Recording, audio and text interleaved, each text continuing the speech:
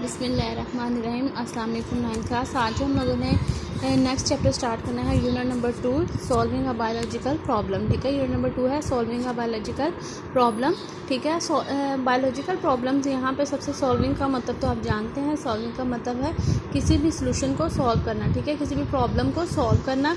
और biological problem का मतलब होता है बायोलॉजिकल से रिलेटेड। ठीक है, बायो किसी लाइफ से रिलेटेड, किसी की ज़िंदगी से रिलेटेड, उस इंसान के अंदर होने वाली या उस ऑर्गेनिज्म के अंदर होने वाली बीमारियों से रिलेटेड जितनी भी प्रॉब्लम्स हैं वो उनको सॉल्व करने का तरीका जो है वो हम इस चैप्टर के अंदर पढ़ेंगे। ये बहुत ही इम्पोर्टेंट और इंटरेस्टिंग चैप्टर है बच्चों, क्योंकि इसके ज़रिए से जो है ये हम केमिस्ट्री में जो हमें प्रॉब्लम्स आती हैं वो भी हम सॉल्व करते हैं, उसमें भी हम यही तकरीबन मेथड अप्लाई करते हैं। और फिज़िक्स की भी जितनी प्रॉब्लम्स हैं वो हम इन्हीं के ज़रिए से अप्लाई करते हैं। जैसा कि बच्चों आप लोग जानते हैं, फर्स्ट जो पैराग्राफ है इसमें थोड़े से इंट्रोडक्शन है कि science is the systematic knowledge. ठीक है, पहले भी हमने जो है पढ़ा था कि साइंस जो है एक अरेंज किया हुआ नॉलेज है, drive from observation and experiment. These experiments are carried out to determine the principle about how nature creates, और कि किस तरह से नेचर जो है वो काम करती है। Scientists like chemists, biologists and physicians use the same scientific method to make and test new theories। ठीक है, यहाँ पे आ गया ना कि केमिस्ट, फिजिक्स जो फिज़िक्स की स्टडी करने वाले हैं और बायोलॉजिस्ट जो हैं वो सब जो है वो एक सेम मेथड यूज़ करते हैं। In this chapter we will study about the biological method. We will study malaria as an example to understand the steps in the detail। ठीक है, इन एग्जाम्पल को जैसे कि हम जो स्टेप्स पढ़ेंगे उसकी एग्जाम्पल जो है वो हमने मलेरिया की लेनी है और उसके ज़रिए से हमें ये तमाम मेथड जो है बड़े अच्छे तरीके से समझ में आ जाएगा। Question about living things have provided problem that man has investigated to aid his own survival and to satisfy his desire to know। ठीक है, शुरू से ही इंसान जो है अपने आप को जो है ज़िंदगी को सेव करने के लिए, मुतमिन करने के लिए डिफरेंट कोशिशें करता रहा है। द साइंटिफिक मेथड, ठीक है, ये साइंटिफिक मेथड की डेफिनेशन है। आपने यहाँ से जो है इसको अब जो आपने लर्न करना है वो यहाँ से है। The scientific method in which biological problems are solve, वो वाला साइंटिफिक मेथड जिसमें हम बायोलॉजिकल प्रॉब्लम्स को सॉल्व करते हैं इस टर्म एज बायोलॉजिकल मेथड। इसको क्या बोलते हैं? Biological method. ठीक है बच्चों, ये आपकी फर्स्ट डेफिनेशन है, इसके ऊपर आपने हेडिंग देनी है बायोलॉजिकल मेथड और उसकी आपने ये जो डेफिनेशन है वो लिख देनी है। The scientific method in which biological problem are solve is term as biological method. ठीक है, उसके बाद है it comprises the steps a biologist adopt in order to solve a biological problem. आगे है biological method has played an important part in scientific research for almost 500 years from Galileo's experiments in the 1590s to current research. The biological method to contribute to the advancement in medicine, ecology, technology. Biotechnology methods also ensure the quality of data for the public use। ठीक है, public data के लिए भी जो use किया जाता है इसमें भी हम यूज़ करते हैं। यहाँ पे एक लाइन के man has always been a biologist, के इंसान जो हमेशा से बायोलॉजिस्ट रहा है। ये आपने पूरा पैराग्राफ जो है इसको रीड कर लेना है। और इस पूरे पैराग्राफ में पिछले चैप्टर में भी बहुत सारे स्टूडेंट्स को प्रॉब्लम रही कि टीचर इसमें से लिखना क्या है, याद करना है। बच्चों जो यूनिट नंबर 1 था वो तकरीबन हमने सारा ही याद करना था। उसमें से कुछ चीज़ें थी जो मैंने आपको बता दी कि ये आप नहीं भी करें, लेकिन आप जो है वो 9th क्लास में हो गए हैं, तो अब हमने कोई ऐसी लाइन या कोई ऐसा जो है वो पॉइंट मिस नहीं करना जो कि next objective point of view से भी आ सकता है।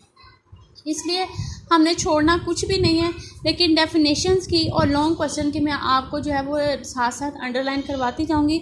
बाकी आपने रीड सारा ही करना है, क्योंकि यहाँ से कोई भी ऑब्जेक्टिव पॉइंट ऑफ व्यू से कुछ भी पूछा जा सकता है। जितने ये साथ में बॉक्स वगैरह बने हुए हैं ये भी आपने अच्छे से रिवाइज करने हैं। अभी जो हमने किया है वो सिर्फ और सिर्फ ये डेफिनेशन है। उसके बाद नेक्स्ट पेज पे आ जाते हैं इसके स्टेप्स के बारे में कि कौन कौन से स्टेप्स जो हैं वो हम अप्लाई करते हैं। तो आइए बच्चों, आज हम जो है इसको देखते हैं।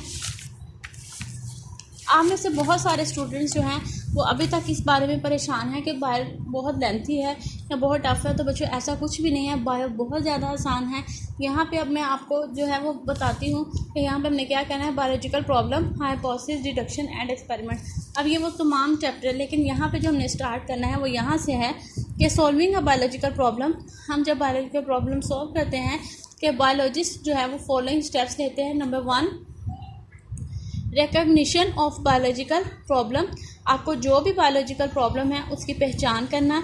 नंबर 2 ऑब्जर्वेशंस, ठीक है, ये हम पहले भी साइंस में पढ़ चुके हैं कि अगर खुदा न खास्ता हमको कोई प्रॉब्लम आती है, आज के मौजूदा दौर में ही आप ले लें तो हमें सबसे ज़्यादा जो आज के दौर में मसला है वो है कोरोना, ठीक है। तो कोरोना एक बीमारी थी जिसने बहुत सारी जानें ले ली और अभी भी जो है वो बहुत सारे लोगों पे इफ़ेक्ट हो रही है। तो ये देखें, सबसे पहले हमने कोरोना के बारे में जाना, ठीक है, कि कोरोना एक डिजीज़ है, वो कैसे लोगों में हो रही है, बीमारी है।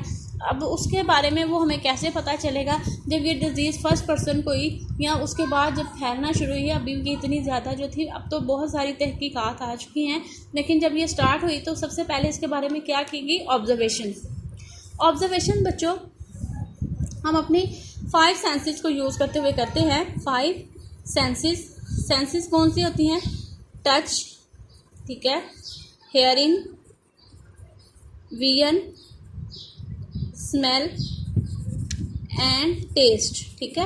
ये तमाम 5 चीज़ें हमने छोटी क्लास में भी पढ़ी हैं। ये मिलके इन चीज़ों के ज़रिए से हम ऑब्जर्वेशन करते हैं। ऑब्जर्वेशन से जो हमें पॉइंट निकलता है उससे हम हाइपोथेसिस बनाते हैं, ठीक है। ये वर्ड है हाइपोथेसिस फॉर्मुलेशन, ठीक है। वर्ड क्या है, हाइपोथेसिस फॉर्मुलेशन। नंबर 3 है deduction. Number 4 experimentation. Number 5 summarization of the result. Number 6 reporting the results, ठीक है। अब ये जो 7 पॉइंट्स है ये आपने अच्छी तरह से ये याद कर लेने हैं। इनको आगे पीछे आपने नहीं करना बच्चों, इनको अरेंज करके, क्योंकि अगर हम पहले हाइपोथेसिस और बाद में ऑब्जर्वेशन कर लें ये तो मुमकिन ही नहीं है, ठीक है। ऑब्जर्वेशन के बाद हम जो नेक्स्ट स्टेप करते हैं हाइपोथेसिस है। हाइपोथेसिस से जो नताइज निकलते हैं उसको हम डिडक्शन बनाते हैं। डिडक्शन को प्रूव करने के लिए हम एक्सपेरिमेंट्स करते हैं और एक्सपेरिमेंट्स के बाद में हम समराइजेशन जो है पूरे इंटरनेशनल लेवल पे इंट्रोड्यूस करवाते हैं और उसके बाद उसको रिपोर्ट करते हैं रिसालों पे, बुक्स पे, मैगजीन्स में कि ये आया कि ये क्या चीज़ है और किस तरीके से ये फैल रही है, ठीक है बेटा। आज के लिए इतना ही है, बहुत कम सिलेबस में बहुत कम काम करवाया। अभी जो है आज आपने बायोलॉजिकल मेथड, उसकी डेफिनेशन और उसके सॉल्व करने के जो स्टेप्स हैं to solve a biological problem, उसको स्टेप्स जो हैं वो आपने साथ के साथ जो है वो अच्छे से याद कर लेने हैं। अब कल से हम इंशाल्लाह 1 बाय 1 जो है वो पॉइंट्स को रीड करेंगे विद एन एग्जांपल और उसको अच्छे से याद करेंगे। Okay students, take care and अल्लाह हाफिज़।